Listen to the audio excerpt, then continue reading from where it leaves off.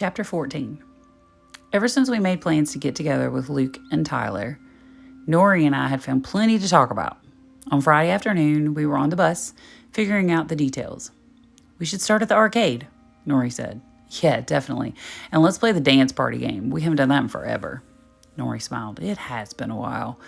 Hey, my mom said she can drive us as soon as she gets home from work, so expect me to come by a few minutes after 5, okay?" "Sounds good." I had it all planned out that Nori's mom would drop us off a little before we were supposed to meet the guys, so I could finish getting ready when we got to the mall. I hadn't said anything to Nori yet about my new look, but she'd find out soon enough. We were still chatting when my phone pinged. "Tyler, my cat won't stop throwing up, and I have to take him to the emergency vet. He may be dehydrated. I'm really sorry, but I can't make it tonight." My stomach dropped. I mean, obviously taking care of the cat was the most important thing, but still, what horrible timing. "You're never going to believe this," I said. "Tyler can't make it. His cat's really sick." Nori's eyebrows rose. "What? You're kidding." I stared down at my phone. "Nope." She shrugged. "I guess the 4 of us can try again next weekend, but you can still come with me and Luke tonight." I don't know. I feel like I was tagging along. "Well, you wouldn't be. Let me know if you change your mind." I didn't. At least I'd had a sleepover at Jasmine's with the girls for lunch on Saturday. From lunch on Saturday. But as I flipped through a magazine and listened to music in my room, I couldn't stop imagining how much fun the 4 of us could have been having if Tyler's cat hadn't gotten sick. I was in the middle of my math homework late Saturday afternoon when my phone pinged. "Simon's much better. Are you free tonight?" I typed in answer in less than 10 seconds. "Yes." It would mean missing Jasmine's sleepover, but it would be worth it to see Tyler. I rushed out of my room to ask Mom or Dad for a ride and found them in the hallway, all dressed up. "Can you drop me off at the mall on your way to wherever you're going?" I asked. Good thing I'd caught them before they left. Mom zipped her purse shut and glanced at Dad. "You said this thing starts at 5:30, right?" Dad nodded. "Yeah, sorry, Julia, but it's another dinner in D.C. We've got to leave now." "Danielle can probably drive you," Mom called over her shoulder and headed downstairs. I let out a huff. After the way my sister had acted when I told her about Tyler, would she even agree to do it? My phone pinged again. "Let's meet at 5. "I'm not sure I can make it after all." "What? Why not?" "Parent issues." If I told him I didn't have a ride, he'd offer to pick me up. I just knew it. No way would Danielle be okay with that. "I hope you figure it out.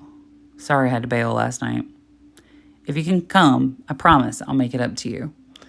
Oh, I'd at least try to go. I knocked on my sister's door.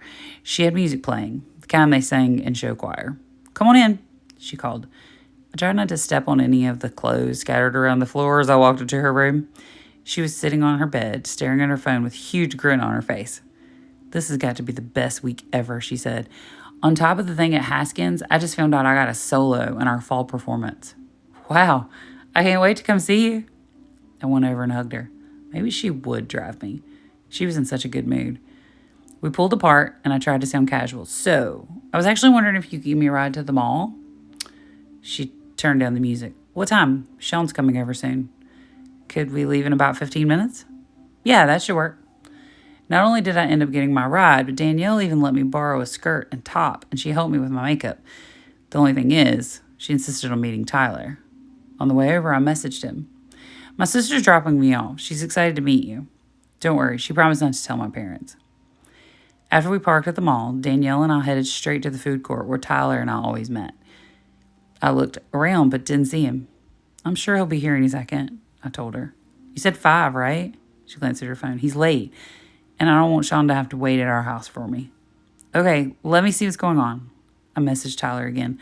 "My sister really wants to stay, but she has to be somewhere. Everything okay?"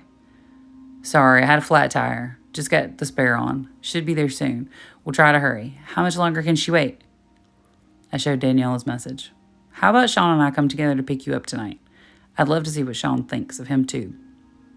She says not to rush. She'll just meet you when she picks me up." Perfect. Tyler showed up a few minutes after Danielle left. He had on that same baseball cap, and his cologne smelled even stronger than usual. He reached into his jacket pocket and pulled out a small box wrapped with gold ribbon. "This is for you. Do you realize we've known each other for a month?" Should I have gotten something for him?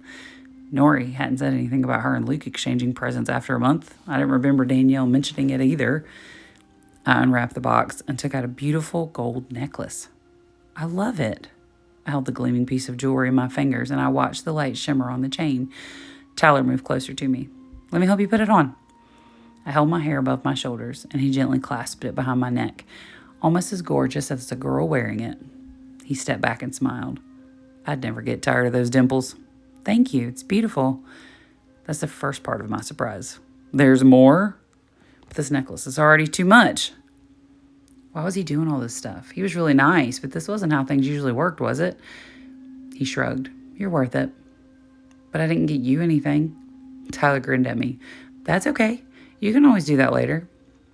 He motioned for me to come with him. Anyway, I've seen how great you are with makeup, so that made me think you might like a manicure. I raised my eyebrows. Do you mean right now? Yeah, you can have the whole spa experience thing right here at the mall. I made you an appointment at that place next to Macy's. Wow, really? I'd only had one manicure before, at Rachel and Hannah's birthday party last year, but that was more of a friend thing to do, not something you do on a date. I gave him a quick sideways look. Are you sure? Yeah, it'll be fun. At least that's why I planned it for you. His mouth turned down just slightly at the corners. A pang of guilt hit me in the chest. He was trying so hard to do something nice for me, and I should have just appreciated it and stopped acting like it was weird. This does sound fun. Thank you so much. He smiled at me, then took me by the hand. Come on, let's go. We got to the nail place, and he paused at the door before walking in. Hey, do you care if I pick the color? I have an idea for one that'll look really good on you. When he chose Fire Engine Red, I didn't say a word, even though it was really bright. I would have picked a softer mauve or maybe pink, but how could I think about complaining that an amazing guy was being too nice? I settled back in my comfy chair and let the lady fuss over me. Tyler scrolled through his phone the whole time, but after he paid, he asked me to hold out my hands for him. Very nice, he said. Now come with me. Did this mean another surprise? There's someone I want you to meet. He's here from out of town, staying in the hotel. We've been hanging out together all day. Tyler wanted to introduce me to one of his friends. See, Danielle, I told you things were going to be great. Okay, if Alex has dinner with us? He asked. At Maximilian Place? Are you kidding? Want to get the lava cake again, or should we try something different? I would have sprinted to the hotel if it hadn't been for my heels. Slow down, the lava cake's not going anywhere, Tyler said as we headed toward the lobby. Soon we were on the elevator. Just as the door shut, he patted both of his pockets and then turned to me. My car keys are missing. My shirt got dirty when I changed the tire and I had to borrow one from Alex. I must have left the keys in his room when I was changing clothes, but if not, they could be anywhere in the mall. He punched the button for the 5th floor. Hopefully we can just grab them on the way up. When the elevator doors opened, 2 ladies were standing in the hall. They waited for us to get off so that they could get on. Come on, Tyler said. If my keys aren't in there, we'll have to go see if the mall has a lost and found. We hurried down the hallway, our footsteps muffled by the plush carpet. I followed him into the room, and he pushed the door shut with a click. The hotel was even fancier than it looked from the outside. All the surfaces gleamed like they'd just been polished. Gold lamps hung by the wall, by each side of the bed, and thick beige drapes were pulled partway shut over the sliding glass door that led to the balcony.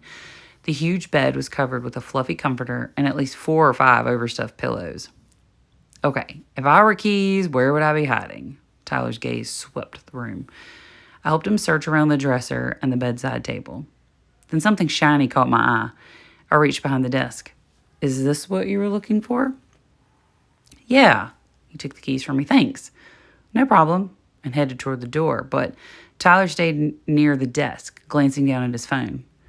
I turned back to him. Shouldn't we get on up to the restaurant? Alex was meeting up with another friend before dinner, and he says he's running late, so we're not really in a rush. Let's have a drink before we go. Were there sodas in the mini fridge? Tyler motioned toward a brown chair next to the dark wood desk. Make yourself comfortable. I'll let Alex know we'll see him in a few minutes. He typed a quick text. I dropped my backpack on the desk and sat down. The chair was soft, but there were threads hanging from the bottom. While we're waiting, Tyler pulled a small bottle out of his jacket and put it on the bedside table. Then he grabbed 2 fancy glasses from the counter and filled them. You said you wished people treated you like you were older. He handed me one of the drinks. I personally think you're mature enough for this. He smiled and raised his glass like he was about to make a toast. To us. He clinked his drink against mine, but didn't actually take a sip. I stared at the amber liquid, then back at Tyler. He motioned with his hand. Go ahead, have a little. I lifted my drink and took a deep whiff. My nostrils stung from just smelling it.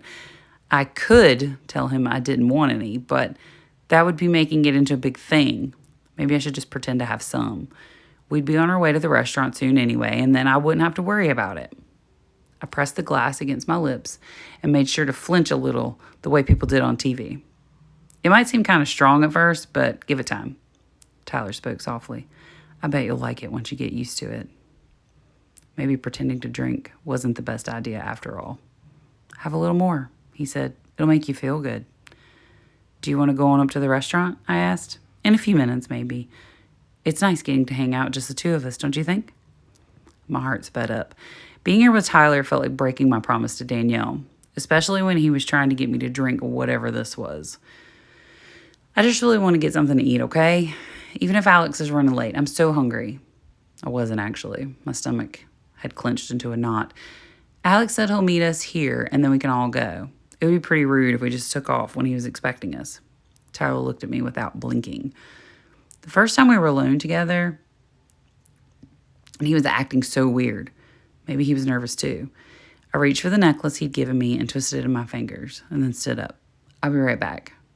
I headed toward the bathroom, and it dawned on me that I could walk right out of the room and take the elevator back to the mall. That necklace looks so nice on you. Tyler came up beside me, placing himself between me and the door. Did he do that on purpose, or was I imagining things? I shook my head. We were about to have a delicious dinner at the best restaurant ever. What was wrong with me? I went into the bathroom and pulled the sliding door shut. The knot in my stomach got even tighter. I sat on the edge of the tub and tried to think, but it was hard because my heart wouldn't stop racing.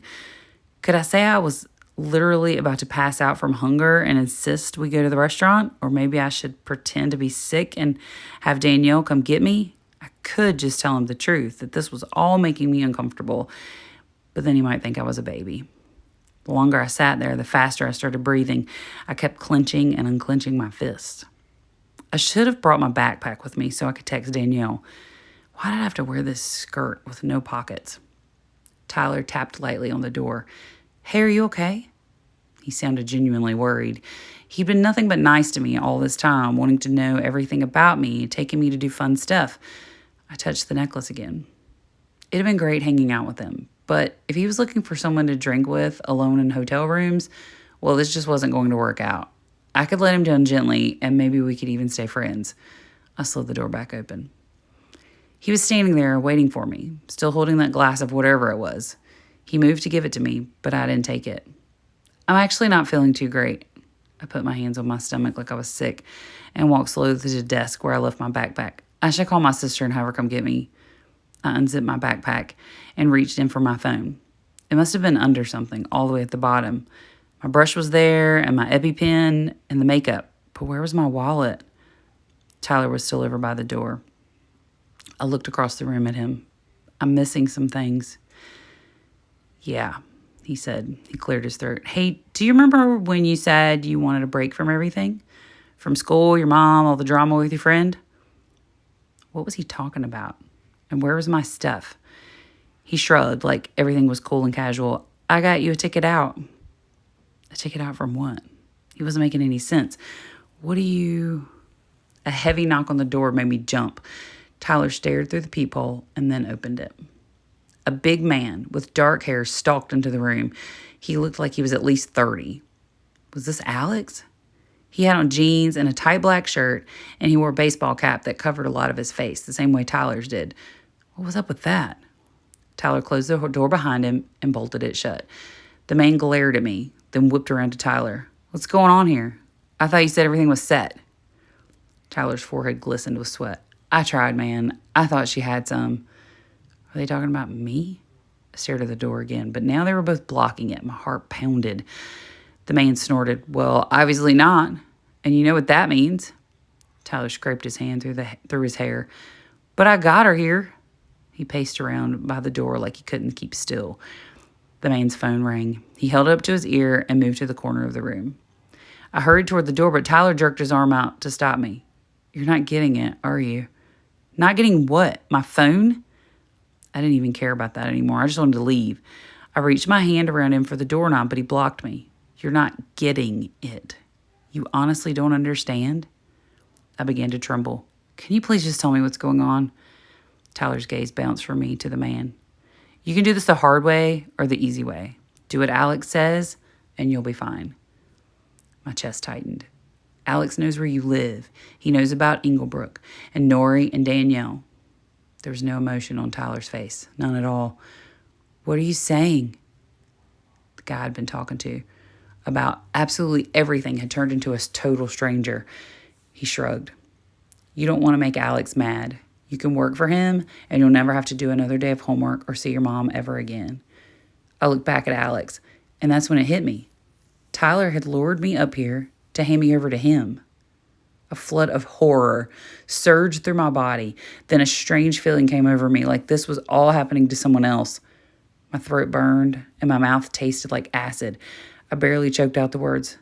How could you do this to me? Tyler shrugged again. It's nothing personal, just business. Alex came closer, still on the phone, and glanced at me. Go sit in the chair. His voice was rough and deep. I didn't want to move even an inch further away from the hall. Alex handed Tyler an envelope. Tyler opened it and rifled through the bills. Something's missing here. Alex coughed. You screwed up. You're lucky you're getting anything. Now get out. He gave Tyler a shove. Tyler let out a breath and looked at me one more time. Like I said, you can do this the hard way or the easy way. He unlocked the door and let it slam shut.